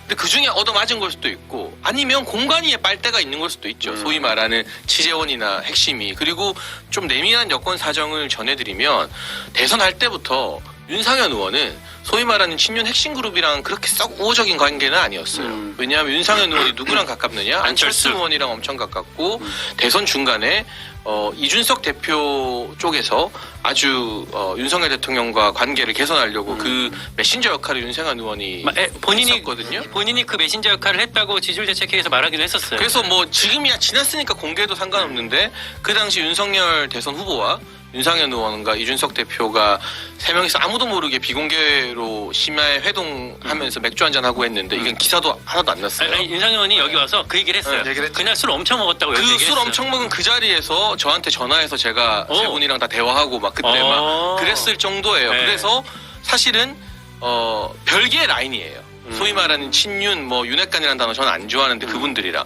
그러니까 주류 라인이랑 주류 친윤 라인에서 예를 들면 아까 말한 마산고 쪽을 공천하고 싶어 할 때 윤상현 의원은 그들을 견제하기 위해서라도 자기의 어떤 자의적 판단으로 김영선 의원이 더 낫다고 볼 수 있는 그게 같은 그룹이 아니라는 거죠. 그러니까 그런 복합적 상황에서 김영선 의원이 공천됐고 컷오프가 된 건데 이분이 그러니까 나는 이게 너무 근거가 없어서 뭐 반박할 것도 없어. 뭐 근거나 물증이나 이런 것들이 더 확실하게 나와야 이건 이렇다 저건 저렇다고 하죠. 그거 한 번만 볼게요. 저는 사실 이번에 이 명태균이라는 사람, 저도 사실 특히 여권 취재를 그동안 한 5년 이상 해왔는데 명태균 저는 몰랐거든요. 뭐 나중에 보니까 뭐 이준석이랑 친했다 뭐 이런 얘기는 좀 들리던데. 뭐 전당대회 도와줬던 말도 있고. 네. 이 명태균이라는 사람을 혹시 좀 전혀 모르실 저는 전혀 잘 몰랐어요. 모르는데 네. 취재를 해보니까 취재. 잘은 모르는데 이분이 이제 역학적으로 뭔가 이렇게 공부를 스스로 하신 분이라고 해요. 누구한테 뭐 사사를 받거나 이런 것은 아니고. 근데 지금 뭐 페이스북이나 이런 걸 보니까 역술인이나 이런 걸로 불려지기는 되게 싫어하시는 것 같아요. 고소할 거다. 예, 실제로 막 그러더라고요. 그래서 역술인이나 이런 쪽은 아닌 것 같고 되게 이 선거나 이쪽 정치인들에게 조언해주는 그래서 본인이 이제 여러 정치인들에게 책사라고 불렸다. 책사. 예, 그렇게 얘가 책을 사라. 이렇게 간다. 아예 제가 어제 페이스북을 이건 좀 아닌데. 명태균 씨 페이스북을 보니까 네. 일단은 좀 속된 말로 관종기가 좀 있는 분이세요. 구사할 줄 몰라. 네, 관종기가 변호사 있는 표현 말이에요. 분이라고 생각한다. 그렇죠. 바로 이렇게 말해야 돼. 그리고 어저께 MBC 경남인가 보도를 했는데 이분이 여론조사 업체를 가지고 있었다고 하더라고요. 패널? 네. 갖고 있었다는 거예요? 네, 그러니까 본인이 대표였었다. 어. 그래서 김영선 의원뿐만 아니라 여야 할 것 없이 많은 정치인들의 여론조사를 의뢰받고 해줬다라고 MBC 경남에서 보도를 했습니다. 이 말인즉 여권 관계자뿐만 아니라 민주당, 국민의힘 할 것 없이 많은 정치인들과 연을 맺고 있는 사람이었던 건 민주당 확인해봤는데 별로 없대요. 있긴 있잖아. 왜냐하면 이분의 영역이 주 활동 무대가 경남과 TK 쪽으로 알고 있어서 저도 국민의힘 서울에서 쪽에. 활동하고 부산이니까 몰랐고 그러니까 아무래도 지역 연고상 국민의힘 정치인들이랑 많이 엮여 있겠죠. 그다음 또 재미난 건 아까 뭐 여의도 쪽에 막 이렇게 다닌다 그러는데 이분은 또 희한하게 그쪽으로 서울에는 많이 안 오셨대요. 거기. 지역에 많이 있었죠. 지역에만 주로 이렇게 거점으로 하면서 지역 정치인들에게 자기가 이렇게 정인상 최고도 한 번도 저도 만난 적이 몰랐어요. 없어요? 네, 이번에 처음 측근이 알았습니다. 아니었던 거 아니에요, 윤석님? 그런 걸로 칩시다. 약간 내려놓은 사람의 바이브야. 이제 잘했어. 그래, 마음대로 말해. 그런 들 어떠하고 아닌 들 어떠하리. 잘했어. 이런 들 어떠하리, 자, 저런 들 두 번째 토픽 가야 되는 거 아니에요? 벌써 시간이. 진행을 하고 있어. 시간이 저렇게 됐어. 그리고 또 놓치면 안 되는 게 바빠요? 빨리 그게 아니라 또 슈퍼챗도 정리해주세요, 피디님. 슈퍼챗 혹시 지금 되게 많이 들어왔는데 한번 그러니까. 체크 좀 부탁드릴게요. 약간 지금 제작진분들도 약간 좀 관계 모드로 지금 하고 있는. 왜냐면 너무 웃기거든 지금 이게 내가 지금 그동안 봐왔던 거랑 너무 다른. 근데 아니 이거는 여사실든 저 완전 생각도 못했어. 나 영상실을 친 적이 없다니까. 보도야. 왜 나를 이렇게 보내버리려고. 성공적인 보도면 네. 그냥 첫 적시타로 거의 게임이 끝나야 되는데 적시타 안 터지니까 2024에도 22 갔다가 뜬금없이 개혁신당 갔다가 이게 남발이 된다는 것 제가 자체가 알기로 그러니까 지금 이번에 녹취록 있잖아요. 그 명태균 씨가 뭐 방금 우리 틀었던 요 녹취록이 이번 녹취 음성 파일 이번 취재의 약간 단초였다고 사실 저는 알고 있거든요. 그러니까 텔레그램 얘기가 처음이 아니었고 취재하는 과정에서는 저걸 먼저 갖고 이제 취재를 하다 보니까 텔레그램까지 갔던 걸로 저는 이해를 하고 있는데 어쨌든 보도가 좀 약간 다양한 길로 지금 가고 있는 건 맞는 것 같아 보이긴 그러니까 이제 네. 텔레그램이라는 그 화면을 공개를 하지 못하니까 일단은 개혁신당 쪽으로 틀어가지고 이 공론을 하는 것 같아요. 그게 맞아. 이게- 근데 이게 통하지가 않니. CBS라면 이 기사 못 나왔어요. 데스킹을 통과할 수가 없어. 왜냐하면 캡처 원본이 있는 것도 아니고 제보자들이 확실하게 사이드에 서주는 것도 아니고. 그러니까 이게 CBS나 정상적 기성 언론에서는 데스킹 통과할 수 있는 기사는 아니에요. 제가 그리고 제가 봤을 때. 어제 그러니까 뭐 개혁신당 관계자한테 들은 게 아니라 대통령실 관계자한테 이제 뭐 지인들이 있으니까 좀 취재를 해보니까 그런 사람들이 있다고? 김건희 여사가 걸러내야겠네. 김건희 여사가 텔레그램을 할 때 얘기하고 무조건 폭발을 한대요. 아. 그 텔레그램이 당장 메시지를 삭제할 수 있잖아. 그러니까 메시지를 보내고 삭제하고 그랬다면 만약에 이준석 대표나 천하람이 본 텔레그램 화면이 혹시 김영선 의원의 독백은 아닐까? 독백. 그러니까 김건희 여사의 말이 없고 김영선 의원이 그걸 혹은 내지는 그렇게 혼자 말한 말만 남겨진 화면이 아니었을까? 라는 생각도 들었어요. 그건 좀 아닌 것 같아. 아니 그러면 그 너무하잖아. 내가 생각하고 싶은 건 너무 무리한 주장이야. 텔레그램을 할 때 그런 식으로 폭발을 하는가? 난 그게 궁금했던 거예요. 그거를 제가 확인할 수는 없고. 아니 근데 이준석 너무 의원, 무리한 천하람 주장이야. 의원이랑 친하시잖아요. 전화해서 좀 물어보고 와요. 이거 내용 뭔지. 근데 많은 사람들이 제가 친준계라고 하면서 친할 것 같죠? 그렇게 연락 많이 하지 않습니다. 아까 화성 이야기를 하더라고 출마 지역구를. 내가 비례 6번이었어. 비당선권의 6번. 참고로 그 천하람 원내대표랑 연결을 하고 싶었는데 전화를 지금 바로 안 받고 있다고 잠적 해요. 중이군요. 잠적이요. 네, 알겠습니다. 저기 네. 의정활동에 충실히 열심히 하고 있다. 이렇게. 네, 그러니까 막간을 이용해서 여러 슈퍼챗이 많이 들어오고 있는데 예, 오늘은 와. 뭐 비판적인 슈퍼챗도 많네요. 차도리님께서 홍콩 달러 10달러를 보내주시면서 얼마야 홍콩 달러 10달러면? 남국씨 본인 수준으로 생각하지 마세요. 네, 그리고 아마 국민의힘 지지자 같아요. 성남 총각님, 개혁신당. 성남 총각님께서 남국이 형 증거 없이 찌라시를 쓴 건 뉴스토마토인데 개혁신당에 왜 해명을 해야 되나요? 네. 일단 저 성남 개혁신당이 네. 이 해당 텔레그램을 받고 그 다음에 김영선 의원과 거래를 하기 위한 논의와 모의 그리고 실행행위로 나아가기 위한 준비행위를 했기 때문에 해명을 해야 된다라는 거예요. 그리고 그렇죠? 네. 차도리님께서 또 역시 홍콩 달러 10달러 보내주시면서 예찬이 이대로만 해라. 이 무슨 말씀인지 모르겠는데 별로 기분이 좋진 않습니다. 오늘 슈퍼챗이 이거 말고 7개가 더 오늘 엄청 뭐 많이 빵빵 엄청 많이 터지고 들어온 거네요. 있네요. 아까 동접자가 600명 정도 되더라고요. 지금 600 아까 제가 봤는데 679명까지 올라가더라고요. 좋아해야 되는 예. 숫자인가요? 우리 처음에 130명밖에 안 됐어요. 100명도 안 됐었어요. 많이 올라왔어요, 예, 지금. 엄청 올라오고. 지금 장례찬 최고 잠깐 넘기네요. 지금 우리 표정이 우리 한심하게 지금 봤어. 장례찬 최고. 제가 고정 출연하는 게 알려지면 또 저를 고정적으로 따라다니는 이 악플 테러단이 한 1000명 되거든요. 걔네들이 악플 달러 한 1000명은 더 올 겁니다. 제 팬들은 CBS 유튜브로 따라오진 않아요. 근데 이제 악플 하시는 분들이 그러면 나는 따라옵니다. 코일러들을 데려오겠어. 정치 무관심층, 무관여층. 그거 해야 돼. 그때 우리 좋다, 이거. 그 코인 세탁소? 세탁소. 김남국의 코인 세탁소 그렇지, 그 그렇지. 코너를 해야지 올 수 있을 것 그러니까, 같은데 코인 세탁소. 그 약간 그 방송 윤리까지 조금 고려해봐야 되기 때문에 네. 무슨 방송윤리야 무슨. 그러다 나처럼 민사소송 당해요. 조심해요. 아직 해결이 안 됐어. 나 걸면 안 돼. 아, 걱정하지 마. 알겠습니다. 우리 시간이 아무튼 많이 흘렀는데 예. 그러면 요거까지만 가고 토픽 두 번째로 넘어갈게요. 이건 장해찬 최고한테 드리는 질문인데 두 분께는 지난주에 한참 얘기를 했기 때문에 김건희 여사의 현장 행보. 네. 우리 지난주 한 토픽이 말이 꼬인다. 현장 행보였는데 네, 마포대유 하시고 뭐 또 네. 이제 봉사활동 하시는 것들. 네. 여권에서도 사실은 이거 조금 안 하셨으면 좋겠다라는 뭐 방송에 뭐 그런 멘트들이 많이 나오고 있고. 최고위원들이 그랬죠. 네, 그리고 또 뭐 나오는 흘러나오는 여권 뭐 고위 관계자의 뭐 그런 멘트들을 찾고 있는데 김건희 여사는 왜 멈추지 않는 걸까? 사실 궁금한 근데 거거든요. 일단은 만약에 영부인이 행보를 안 하잖아요. 그럼 또 언론에서 카운트를 해요.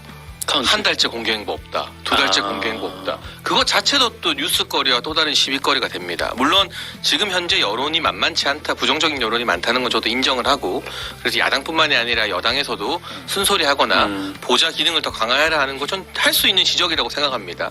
다만 임기가 아직도 3년 가까이 남아 있는데 계속 공개 행보를 안 할 수는 없어요. 그 공개 행보가 월권이 아닌 정말 낮은 곳을 찾아가서 봉사하고 관심이 필요한 분들에게 관심이 조명되는 효과가 있잖아요. 예를 들면 자살센터에서 일하시는 분들 정말 우리가 많이 응원해 드려야 되는 분인데 몇 가지 사진은 저도 구도가 잘못됐다고 지적한 바가 있습니다. 더 낮은 자세로 보여야 된다라고 충원을 한 바도 있고 공개적으로도. 그런데 그렇게 관심이 환기되고 우리 사회의 자원이 또 이 영부인의 봉사활동 행보를 따라가게 돼 있거든요. 그것 자체는 긍정적인 일이다. 그러니까 야당도 비판을 할 때 뭐 다른 사건이나 국민 눈높이나 이런 거 가지고 저는 비판할 수 있다고 봐요. 대통령 배우자가 성역이 아니죠. 그런데 지금 김건희 여사가 혼자 대통령 1호기 타고 어디 관광지를 가거나 또는 용산에 대통령도 없는데 10대 기업 CEO들 불러서 오찬하거나 이거 다 김정숙 여사가 했던 거거든요. 그런 걸 하는 게 아니라 그냥 봉사활동 하는 거잖아요. 근데 봉사활동 장애아동 발달센터 갔다 온 사진 가지고 야당이 막 그거는 해놨더라고요. 파렴치한 행보다. 아니 그 장애아동들 봉사활동한 게 파렴치한 건 아니잖아요. 그러니까 비판을 하고 하더라도 좀 봉사활동 다니는 거는 결이 다른 부분이니 갈라서 봤으면 좋겠고 김건희 여사 측도 한두 번으로 진정성을 인정받기는 힘들 겁니다.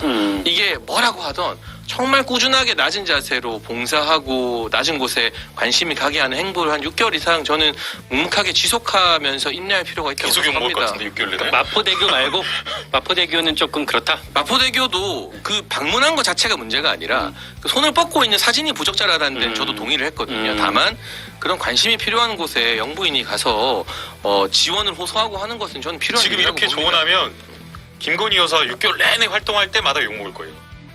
그러니까 지금 국민들이 문제 삼는 것은 봉사활동 한다고 욕하는 게 아니에요. 지금 주가 조작이나 명품백 사건 여러 가지 논란이 있었잖아요. 근데 거기에 대해서 성역이 있는 것처럼 수사를 받지 않고 제대로 된 어떤 조사를 받지 않은 상태에서 대국민 사과, 국민에게 어떤 감정적으로 죄송하다, 정말 잘못했다, 자숙의 기간을 가지고 반성하고 이런 것이 없는 상태로 그냥 막 나 잘났어, 나 대통령인 건 마냥 이렇게 돌아다니기 때문에 그렇기 때문에 비판하는 거거든요. 그래서 만약에 지금 대통령실이 그냥 오히려 나 당당하게 떳떳하게 그냥 뭐 좋은 일이니까 하겠다라고 하면 나올 때마다 저는 국민들한테 되게 안 좋게 보고 아마 국민의힘 내부에서도 여기까지만 들을게요. 네, 여기까지만 들을게요. 봉사활동을 막 나 잘났어라고 보지는 않잖아요. 그러니까 현재 부정적 여론이 있다는 건 저도 인정을 하는데 이걸 이겨내기 위해서는 그래서 누가 알아주건 안 알아주건 진정성 있게 행보를 쭉 해야 된다는 거고 사실은 낮은 데 찾아가서 봉사하는 것도 자숙의 일환으로 뭐 해석되기도 하지 않습니까? 그리고 명품백 뭐 그 파우치 수사 같은 경우는 현직 영부인으로서는 최초로 대면 조사가 있었고 현직 영부인에도 불구하고 무작위 수사 심의까지 열렸던 사안입니다. 저는 결코 봐주기 수사가 있었던 것은 아니라고 보고요. 다만 그게 국민 눈높이에 맞지 않았다는 지적은 저도 수용을 합니다. 그런데 형법상으로 이거 기소해야 되는데 영부인이라서 안 해주고 이런 차원의 것은 아니지 않나. 그리고 김남국 의원이나 야당의 비판이 지금 힘을 얻죠. 여론이 안 좋으니까 지지율도 낮고. 근데 그렇다고 해서 아무것도 안 하고 가만히 있으면서 뭐 은둔한 지 한 달 됐다 두 달 됐다 이렇게 언론이 카운트하게 만드는 게 또 능사는 아니라고 봐요. 여기까지 하고 네. 넘어가기 전에 한 가지만 아까 네. 여사 이 텔레그램 논란으로 특검 가는 건 좀 무리하다라고 생각하시는 거예요? 어때요? 아니 특검에 저는 포함이 되지 않을까요? 음. 그러니까 지금 이제 어제 통과를 시켰잖아요. 세 가지 특검, 김건희 여사 특검과 세 가지 법안을 통과시켰는데 아마 또 거부권을 행사한다라고 하면 제의가 돼서 부결이 될 가능성이 높을 것이고 부결된 이후에 다시 이제 특검이 발의된다고 하면 포함을 시키지 않을까요? 근데 국회에서 특검이 통과가 됐지만 우선 명태균 씨가 고발을 했고 고소를 했고 거기에서 그 과정에서 아마 사실관계가 조금씩 드러나기는 할 거예요. 뭐 김건희 여사와 명태균 씨의 텔레그램 대화인지 아니면 김영선 의원과 김건희 여사가 직접적으로 텔레그램을 했고 거기서 대통령께서 뭐 지역 맞춤형 공약을 직접 준비해주겠다라고 실제로 말을 했는지 수사 과정에서 뭐 일부 좀 더 나오겠죠. 취재 과정에서 아마 그걸 보고 뭐 특검으로 가든지 야당에서 어떻게 좀 결정하지 않을까 싶어요. 근데 진짜 저도 하고 싶은 특검이 있어요. 뭐예요? 이재명 대표 아들 성매매 했는지 안 했는지. 아니 그거 후기도 남겼는데 경찰 수사에서는 증거 불충분으로 성매매 자체는 인정이 안 됐거든요. 그러니까 이런 거 의심쩍은데 다 특검하자. 아니 끝이 없어요 정말. 형사기관에 맡길 건 맡기고 특검은 정말 국민적 공감대가 무르익어서 여야가 합의될 때 제한적으로 쓰는 최후의 수단인 우리 것이지 이렇게 남발될 건 아니라고 개혁신당의 생각합니다. 2인 최고 있기 때문에 성매매 특검 이야기는 가급적이면 자제합시다. 왜? 그럼 이준석 성매매 특검도 해야 될 수 있잖아요. 아 해? 괜찮아요? 해? 아니 뭐 틀릴 게 없는데 뭐 다 해. 자, 너무 번지니까 여기까지 토픽 1 줄이고 토픽 2 들어갈게요. 토픽 2 한 10분 정도만 할게요. 윤한 드디어 만찬 회동 24일이니까 다음 주 화요일 날 만나기로 했다는 것 같아요. 원래 이제 한 30일, 지난달 30일로 잡았다가 한번 추석 연휴 이후로 옮긴 거고, 그 사이에 아까 우리도 얘기 나왔지만 윤상현 의원 등등과 이제 번개가 한번 있었기 때문에 왜 한동훈이 안 만나냐 뭐 이런 쪽이 한번 논란이 있었는데 드디어 다음 주 화요일 날 만난다고 합니다. 먼저 네. 왜 만나는 걸까요? 어떻게 보세요? 왜 만나는 걸까요? 두 사람이. 네, 저는 이 만남을 세 가지로 볼 필요가 있다고 생각해요. 첫 번째는 왜 갑자기 이렇게 빠르게 만나게 되었는가라는 점 하나거든요. 사실은 이제 사이가 되게 안 좋아져가지고 안 만나겠다라고 하면서 거의 파토내다시피 한동훈 대표를 무시하다시피 해가지고 당정 관계가 파국이다라는 평가까지 받았는데 갑자기 지금 만난다고 얘기가 나온 거거든요. 그래서 결국에 이렇게 된 이유는, 가장 큰 이유는 첫 번째 지지율이 한동훈 대표 폭락, 윤석열 대통령 폭락, 그 다음에 역시 국민의힘도 지지율 폭락, 다 같이 폭락하고 있는 그 상황이기 때문에 지금 너무나 난감하다. 그래서 빨리 만나서 좀 대화하는 모습을 보여야겠다라는 첫 번째 그게 있었던 것 같고요. 그리고 또 이제 의정 갈등, 이걸 좀 풀어내야 된다라는 그 상황이기 때문에 이런 어떤 어려운 시국 때문에 당에서도 그리고 대통령실에서도 만나야 된다라고 이야기가 나온 것 같아요. 세 번째는? 그 다음에 그래서 이제 그거 이제 두 번째 그러면 빨리, 시기는 빨리, 그런 거 시간이 알게요. 많잖아요. 빨리 말해요. 네. 그러면 내용이 중요하다. 아니, 내용. 한 3시 반까지 해요. 나 뒤에 스케줄 없어. 아니 좀 들어봐줘. 어차피 한 4시까지 너 했는데. 아니 자기 자체 좋은 이야기밖에 안 할 거잖아. 아까 길게 하자고, 길게. 짧게. 스튜디오 스튜디오가 사정이 너무 나는데 길게 못하는 근데 거지. 결국에 이제 제일 국민들이 보는 거는 결국에 의정 갈등을 풀어낼 만한 어떤 내용이 나올 건가, 이게 제일 핵심인 것 같아요. 2025학년도 이 정원 가지고도 지금 갈등이 많은 거잖아요. 이러한 부분에 있어서 정말 의정 갈등을 풀어낼 수 있는 실질적인 내용이 나오느냐, 요 하나. 그다음에 세 번째 마지막은 이걸로, 이 자리로 한동훈 대표와 윤석열 대통령 간의 관계가 달라질 수 있는 거냐. 요게 지금 세 가지가 관전 포인트인 것 같아요. 관전 포인트 예, 짚어주셨고, 왜 만나는 걸까요? 아니 원래 만났었어야 되는 거죠. 지도부가 출범하고 애초부터 이 현재 지도부 한동훈 대표의 지도부를 빨리 초대해가지고 밥을 먹었어야 되는 건데 한번 그때 먹긴 먹었잖아요. 예. 첫 모임 때 이제 낙선자들까지 다 같이 불렀었고 두 번째에서 식사 약속 잡았다가 취소됐고 이번에 이제 최고위원들까지 추경 원내대표까지 불러가지고 이제 밥 먹겠다는 건 결국 이제 의례적인 모임. 지도부가 출범하고 나서 원래 하려고 했었는 식사를 그냥 하던 거다라고 생각을 하고 사실 이것까지 성립이 될 수 있었던 이유는 아무래도 말씀하신 것처럼 지지율에 대한 위기감이 팽배했겠죠. 그리고 아까 리얼미터도 그렇고 갤럽도 그렇고 지금 70대, 60대 그리고 TK 부울경 핵심 지지층과 지역과 이념적으로 항상 보수라고 하는 사람들의 민심 이반이 생기고 있단 말이에요. 이런 위기감이 아무래도 팽배하다 보니까 빨리 만나서 좀 대책을 세우자라는 취지가 아닐까 싶습니다. 일단 제가 접하는 국민의힘 당원들이나 보수 지지층 정서는 짜증난다는 거예요. 짜증난다. 그러니까 지금 되게 보수가 처한 상황이 녹록지 않고 국회에서 야당이 190석을 무기로 폭주를 하는데 이 갈등이 자꾸 부각되는 것 자체가 좀 지치고 짜증나는 거예요. 그래서 이분들이 여론조사의 응답 자체를 많이 회피하고 있습니다. 뭐 좋은 일이 있어야 이거 전화기 붙잡고 여론조사 응답하죠. 이거 끝까지 하는 게 보통 일이 아니거든요. 그러니까 끊어버리는 거예요. 그래서 윤석열 대통령과 한동훈 대표의 관계가 예전으로 돌아가거나 신뢰가 복원되기는 상당히 어렵습니다만 파국으로 가는 것은 아니다라는 사인을 지지층들에게 보내고 안심시킬 필요가 양자 모두에게 있죠. 예를 들면 한동훈 대표 지지율이 차별화 시도하는데 윤 대통령 지지율과 무관하게 오르면 또 다른 형국이 펼쳐지겠지만 그렇지 않거든요. 한동훈 대표의 지지율도 뭐 갤럽 기준으로는 굉장히 많이 10% 가까이 떨어졌잖아요. 뭐 자기 선호도가. 그러니까 어쨌든 파국은 안 된다라는 공통의 정서 공감대가 있는 것 같고요. 다만 여기서 이후에 이 대통령실과 당이 뭐 한마음 한뜻은 아니더라도 최소한 이견을 덜 내면서 좀 협조를 하려면 저는 단독 보도가 나오느냐 마느냐를 봐야 된다고 생각해요. 단독 보도? 이게 한동훈 대표 주특기인데 비공개로 만나놓고 자기한테 유리한 내용만 단독 보도 내는 게 거의 전가의 보도거든요. 근데 이번에도 대통령과의 만나, 뭐 독대가 있을지 없을지 모르지만 이런 데서 자기가 하고 싶은 이야기, 난 이렇게 했다. 근데 대통령이 안 들어주더라. 내지는 공을 대통령께 다 떠넘겨버리는 이런 단독 보도가 채널A나 TV조선이나 MBN이나 이런 데서 나오게 되면 이건 이제 이야기하지 말자는 뜻이잖아요. 그때부터는. 네. 근데 그게 아니라 당장에 뚜렷한 뭐 성과가 없어도 우리 합의한 것만 이야기하자. 아. 보통 정상적인 지도부는 그래요. 아. 대통령실과 회담하고 나면 그 당의 수석 대변인이나 대표 또는 최고위원이 거기 정무수석 대변인이랑 조율해서 이 정도 브리핑합시다. 저희 지도부 만찬 때 김병민 그 최고위원이 언론 대응을 잘했으니까 국회 소통관 가서 만찬에서 무슨 이야기 있었다 브리핑하고 했거든요. 그 정도만 하고 비공개로 전화 왔을 때 알려주는 건 양쪽 다 기분 안 나쁠 소식만 알려줘요.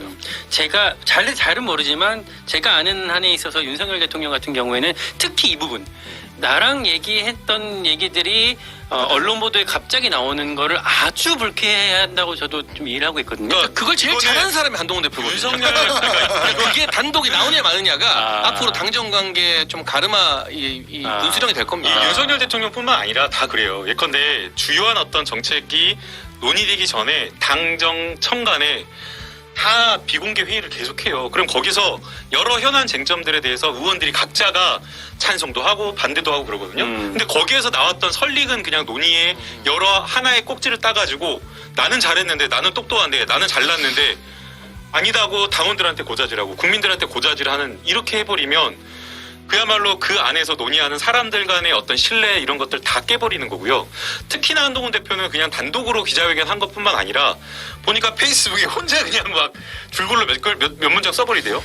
이것도 역시 마찬가지로 국민에게 건수 하나 잡았지. 건수 하나 잡았어. 국민에게 고자질하는 듯이 하는 건데 너무 웃기네. 오히려 이 문제가 당정 간의 여러 정책이나 이런 것들을 물밑에서 조율하는 힘을 잃어버리게 하는 거예요. 아. 예. 이게 되겠냐고요. 윤석열 대통령 성정이 그런 문제가 아니라 누구라도 그럴 거예요. 아 이거는 진짜로. 예. 근데 혹시라도 아무튼 뭐 내가 근데 왜 그동안 한동훈 대표 아 근데 비판을 하고 이거 윤석열 제가 씨를 봤을 때 추경호 대표부터 시작해서 지도부 전체가 만나는 것이기 때문에 네. 한동훈 대표랑 윤석열 대통령이 독대해가지고 뭐 의정 갈등에 대해서 논의를 한다거나 그러면 모르는데 지도부 전체를 만나기 때문에 의례적인 모임일 거고 여기서 뭐 심도 있는 대화가 오가지 않을 거예요. 여기서 만약에 한동훈 대표가 단독 보도를 내고 한다? 이건 진짜 한동훈 대표가 의도적으로 이걸 나의 정략적 이익으로 할 것이다라고 의도를 갖고 아마 만나는 거겠죠. 그럼 이번에는 늘상 그래왔던 분이라 가지고 이번에 과연 참을 수 있을 것인가.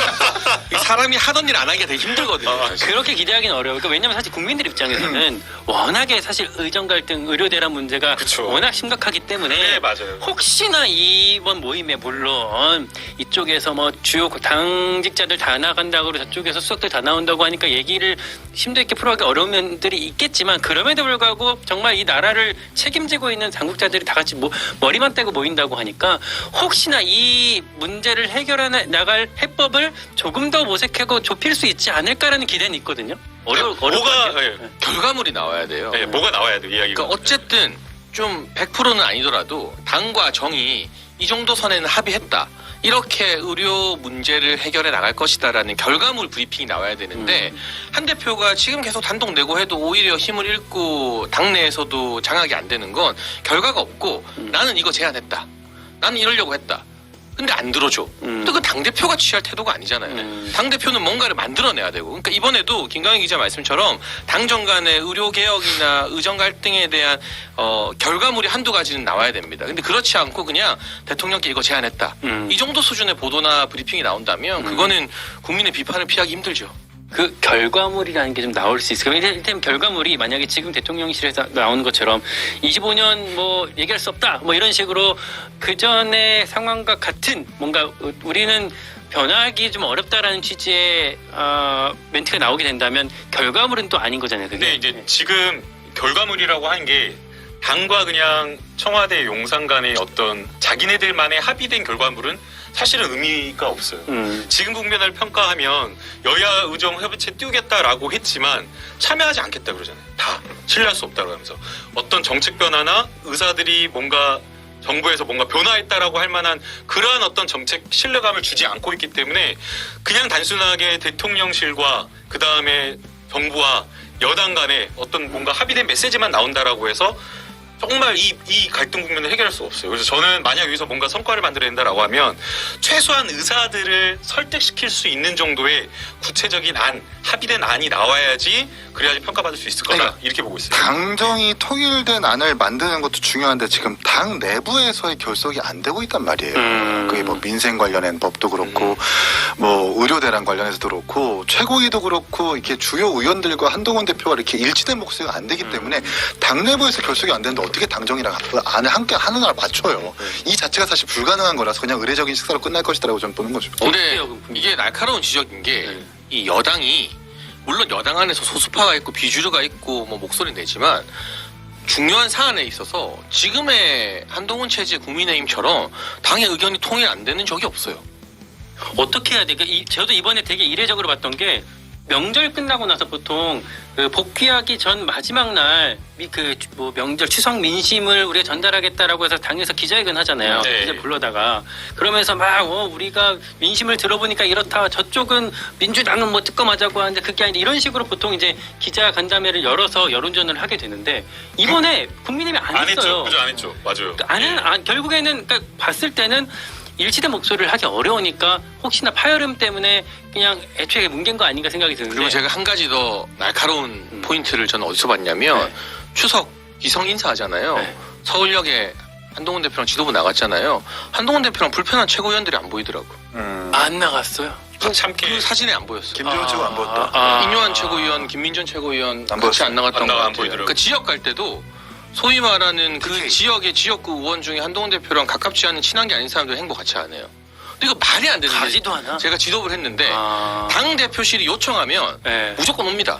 그렇지. 사이 안 좋아도. 그렇죠. 근데 이거는 뭐 사실관계를 확인해보고 당에서 반박할지 모르겠습니다만 당 대표실이 요청 안 한 거예요. 안 보이네. 네. 당대표실 요청 안 요청 했다고요? 자체를 설마. 아, 요청했는데 안 가는 건 저는 상상이 안 돼. 그러니까 저도 상상이 안 가는데. 아니, 얼마 요청 전에- 원래 해야 야, 이거는 가는데 취재가- 당 대표실이 네. 요청을 안 한 걸로 저는 해석이 돼요. 왜냐하면 아무리 대표랑 친하지 않아도 당 대표가 공개 행보하는데 추석 인사라거나 지역 행보인데 내가 그 지역구 최고위원인데 요청했는데 안 갈 수가 없거든요. 근데 당 대표실이 먼저 일정을 고지해주고 알려주지 않으면 내가 가고 싶어도 선택의 여지가 없이 못 가게 되는 거 빠지는 거죠. 야. 근데 그러면은 두 진짜 가지 다 문제인 게 네, 심각하다. 요청을 안 한 거면 정말 소통 안 하고 못 하는 거고 요청했는데 그 사람들이 안 온 거면 또 그건 그거대로 정말 당 장악이 안 돼 있는 거고. 남국이 형은 이렇게 리더십 없이 장악이 안 돼 있는 지도부를 나는 처음 봐요. 장예찬 최고든 누구든 막 얘기 듣다가 한동훈을 비판하는 이렇게 소리가 나와 옳다구나 하고 덥석 물고 맞아요 그건 참 공감되네요. 아 나 그게 너무 웃겨. 아, 일단은 강적들인가요? 얼마 전에 이준석 최고랑 김재원 최고 방송 무소속이잖아 지금. 무소속이잖아. 아 그래요? 아 그래. 왜 목도 안 해줬어? 나 어제 목도 안 무슨 했는데. 소리야? 어디까지 지난주에 방송에서 다뤘잖아요. 본인 목당했다고 나 얘기하고 싶은 목당했는데. 거야 지금. 아니, 어쨌든 그 얼마 전에 강적들인가 이 정도면 민산을 취하해 줍시다. 아이씨. TV 프로그램에서 김재원 최고랑 이준석 대표 등등이 나와가지고 토론을 한 적이 있는데 한동훈 대표가 공개 행보를 할 때 최고위원들한테 함께 따라오라고 홍보 자체를 안 한대요. 그러니까 그건 말도 안 되는 거거든요. 그건 이제 진짜? 저도 개혁신당 지도부를 와, 하고 그 있지만 진짜 말도 안 말이 되는 거네. 그러니까 그 진짜 이거는. 한동훈 대표가 직접적으로 예, 알려주지 않는다 하더라도 대표실에서. 당 대표실에서 알려줘야 되는 건데 그쵸. 대표실조차 안 알려준다는 것은 대표의 이익에 내지는 근데 이거는 아니야. 지금 지도부잖아요. 현 지도부. 이거 완전히 한동훈 윤석열하고 똑같은 거예요 지금. 지도부 안 해봤죠? 최고위원. 아, 해봤어요. 아까 뭘 몰라.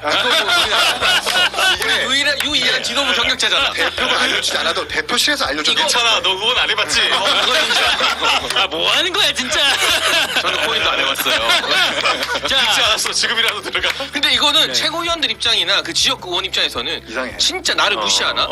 그러니까 뭐 시사 정치니 뭐니 해도 당내 사람이 안 붙고 소통이 안 되고 야. 당내 의견 일치가 안 되고 당내 의견 일치가 안 되니까 대통령실이랑 말하는데 협상력이 안 생기는 거예요. 요거 하나만 딱 하나만 말아. 아 이거 예리했다 이거. 이거는 확해봐야겠다 좀. 이재명 당대표한테 배워야 돼요. 한동훈 대표가. 뭐가 있어 갑자기 왜? 이재명 당대표는 완전 비주류였잖아요. 딱 그 경선 때 이재명 옆에 있는 의원이 뭐 저 포함해서 6명도 안 됐어요. 그래서 뭐 7인이나 6인이나 막 그랬잖아요. 대선 경선 때 대선 옛날에. 경선 때 옛날에. 예. 그리고 당대표 되고 나서도 사실은 친명이라고 한 사람이 없었어요. 실제 없었어요. 그래서 이재명 당대표가 대표되고 나서 거의 2년 가까이 계속했던 게 뭐였냐면 회관에서 혼자 그냥 수행비서랑 둘이서 계속 방방곡곡 계속 비명계원님들 찾아 돌아다녔어요. 계속 회관에 직접 오시라고 하는 게 아니라 보통 오시잖아요. 당대표실로. 오시라고 하지 않고. 알겠습니다. 그랬던 분이 네. 박용진과 임종석을 그래서- 그렇게 잔인하게 전해처럼 아니야. 그렇게 잔인하게 무슨 잔인해. 양문석을 보내서 아니 무슨 너무 잔인한 거 양문석이 아닙니까? 간 거지. 앞에서 웃고 뒤에서는 칼로 쑤시는데 그게 더 무서운 모든 것은 게 도매라. 본인 모든 것을 자, 보면은 근데 그 사이에 또 슈퍼챗 이렇게 또 쏴주셨습니다. 네, 하킨님께서 아이고, 아까 감사합니다. 코인 얘기인 것 같아요. 김남국 전 의원 신기 중에 신기로 거듭나 주시길 바랍니다. 이거 무슨 말이지? 아니야 그 앞에 네. 더 좋은 말 있었는데 다 삭제돼가지고 뭐예요? 맞아 뭐. 됐어 형. 억울하다 뭐 예, 이런 예. 좋은 아, 김남국 앞에 최고다 그런 거야? 이랬었어요. 굳이 제가 뭐 김남국 의원님 실드 더 칠 필요는 없으니까 여기까지 하고요. 서울역 진짜 예리했죠. 근데 이거는 야, 그 방송에 나왔던 거잖아. 뭘 또 이래하긴. 아니 그래도 근데 난 몰랐어. 난 몰랐어. 추석 때 난 최고령 몰랐어. 없었다는 거는 방송에 나왔어 유튜브. 난 몰랐어. 아무튼 유튜브 보면 다 나와요. 근데 그 포인트는 기자 입장에서도 조금 더 취재해보고 챙겨봐야 되는 그래서 주제인 다 것 들었던 같아. 거에도 내가 처음 듣는 것처럼 엄청 신기하다. 이렇게 경험- 리액션 해줘야 된다고. 제 경험으로는 대표실이 요청 안 한 걸 수밖에 아. 없어요. 요청 받으면 아무리 대표가 미워도 무조건 가게 돼 있어요. 그러니까 당직자나 사무총장 선에서도 그걸 줘야 되는데 알려줘야 되는데 그조차도 없다라고 하는 것은 김정은 최고 얘기하잖아요. 난 그런 요청을 받은 적이 없다. 요청이 들어오면 갈 거다라고 자기가 얘기를 했단 말이에요. 근데 그조차도 없다는 건 누군가 알려주지 마, 일러주지 마라고 얘기한 것으로 볼 수도 있어요. 확인해 볼게요. 하고 우리 이제 끝내기 전에 짧게 다음 주 지지율이 그러면 이제 한국갤럽이 정말 나올 텐데 20% 선이 이제 붕괴될 것인지 아니면 유지할 것인지 혹시나 반등할 것인지 다음 주 지지율이 되게 우리가 주목해서 봐야 될 텐데 짧게 전망을 한번 걸어봅시다. 걸어보시고 다음 주에 확인해 볼게요. 어떻게 예측하시겠습니까? 횡보 내지는 하향세. 왜냐하면 의료들 안에서 지금 고쳐질 게 없어요. 그리고 의사들이 얘기하는 건 이제 응급실이 아니라 중환자실까지 문제가 생긴다. 그리고 중환자실이 문제 생기면 이제 수술 때까지 문제가 생길 거기 때문에 이게 고령층, 5, 60대, 부울경, 지방서부터 아마 또 피해가 갈 거니까 지지율이 올라갈 수 있는 계기는 없다. 저는 이렇게 봅니다. 네. 저는 약간 반등할 거라고 봅니다. 일단 추석 연휴 기간 뭐 큰 우려가 없이 의료 상황이 유지됐다는 것 그리고 떨어진 지지율에 어쨌든 보수층이 좀 위기감을 느끼고 결집할 가능성도 있고요.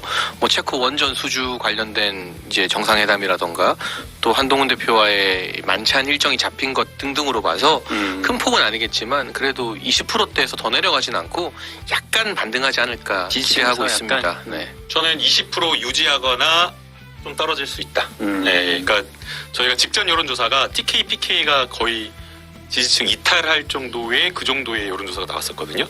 그리고 이제 추석 때 물론 이제 뭐 큰 대란, 의료 대란은 없었다라는 이런 이야기를 하지만 실제 경험한 사람들은 있겠죠. 있을 네. 거고 그 다음에 직전에 너무나 안 좋았거든요. 그래서 그러한 것들이 이제 민심이 전파가 되면 오히려 저는 부정 여론이 확산하면 확산했지 이게 좋아지진 않을 것 같아요. 알겠습니다. 이김 최고와 똑같은 의견입니다. 네. 우리 다음 주 금요일 오후 2시에도 또 여러분들 찾아와 주셔서 같이 방송했으면 좋겠고요. 희소식이 하나 있습니다. 마지막에 700명을 돌파했어요. 와. 우리가 사실 예전에 지지율 대책회의가 인터뷰 형식으로 할 때는 그리고 우리가 지금 우리 CBS 2시 라이브 채널을 옮겼는데 예전에 노컷 채널에서 할 때는 뭐 3,000명 이렇게 할 때도 있었는데 옮기고 또 선거가 끝나고 관심 좀 줄고 비수기인다. 예, 그러면서 사실은 뭐 우리가 한 그때 100명 정도로 시작을 했었죠. 맞아요. 그랬는데 어쨌든 700까지는 뭐 장애찬 올라갔다는 거. 효과라고 봐야겠다.